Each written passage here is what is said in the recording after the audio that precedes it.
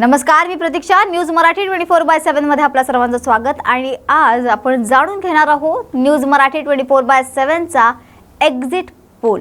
तर आज महाराष्ट्र विधानसभा निवडणुकीच्या 288 जागांसाठी मतदान पार पडतंय. 288 जागांसाठी एकूण इतके उमेदवार निवडणुकीच्या रिंगणात उभे आहेत. यात प्रामुख्याने भाजप, काँग्रेस, शिवसेना उद्धव बाळासाहेब ठाकरे गट, शिवसेना शिंदे गट, राष्ट्रवादी शरद पवार गट, राष्ट्रवादी अजित पवार गट म्हणजेच महायुती विरुद्ध महाविकास आघाडीत ही लढत होत आहे. तर न्यूज मराठी 24/7 च्या जनतेचा आवाज या कार्यक्रमाद्वारे जनतेचे जनमत घेतले असून त्यानुसार कोणता पक्ष बाजी मारणार हे एक्सक्लुझिव्ह एक्झिट पोल तयार करण्यात आलाय. तर संपूर्ण उमेदवारांचे भवितव्य मतदान यंत्रात बंद झाले आहे.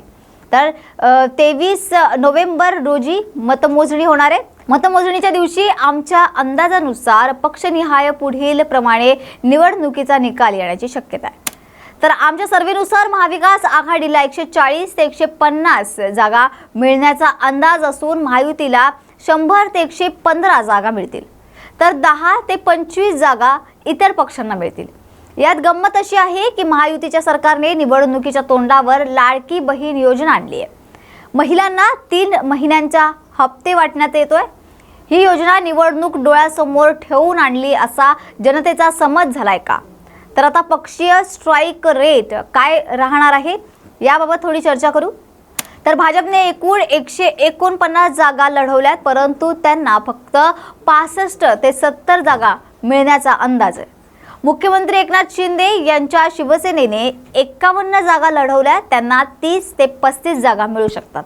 तर अजित पवार यांच्या राष्ट्रवादी पक्षाने 59 जागा लढवल्या असतात, त्यांना 20 ते 25 जागा मिळताना दिसतात. म्हणजेच महायुतीलाच 115 जागा मिळताना दिसतंय. महाविकास आघाडीची नेतृत्व शरद पवार यांनी केल्यामुळे त्यांना फायदा होताना दिसतोय. काँग्रेसने 101 जागा लढवल्या असून त्यांनाच 60 ते 70 जागा मिळू शकतात. शिवसेना उभाटा गटाला यांनी 95 जागा लढवल्या आहेत, तर त्यांना 45 ते 50 जागा मिळण्याची दाट शक्यता आहे. आता राहिले राष्ट्रवादी शरद पवार गट. तर त्यांनी एकूण 92 जागा लढवल्या असून त्यांच्या पक्षाला सर्वसाधारण 50 ते 55 जागा मिळू शकतात. म्हणजेच महाविकास आघाडीला एकूण 140 ते 150 जागा मिळण्याचा अंदाज आहे. महाराष्ट्रात एकूणच 288 सीट असून सरकार स्थापनेकरिता 145 जागांची आवश्यकता असून महाविकास आघाडीला बहुमत मिळण्याची शक्यता आमच्या एक्झिट पोलनुसार दिसून येते. यावरून असं दिसतं की भाजपाचा जनाधार महाराष्ट्रात कमी होतोय आणि शेवटी जनतेच्या मनात काय आहे ते 23 तारखेला समजेलच. तर महाराष्ट्रात एकूण 288 सीट आहेत.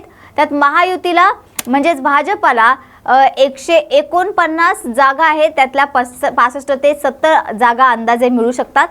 शिवसेना शिंदे गटाला 81 जागा ते लढवत आहेत, तर त्यांना 30 ते 35 जागा अंदाजे मिळू शकतात. आणि राष्ट्रवादी अजित पवार गटाने 59 जागा लढवल्या, त्यापैकी 20 ते 25 जागी अंदाज बांधता येतोय. आता राहिलं महाविकास आघाडी. तर महाविकास आघाडीच्या काँग्रेसवाल्यांनी 101 जागा लढवल्यात, त्यातल्या 60 ते 65 जागा येण्याचा अंदाज या ठिकाणी दर्शवला जातोय.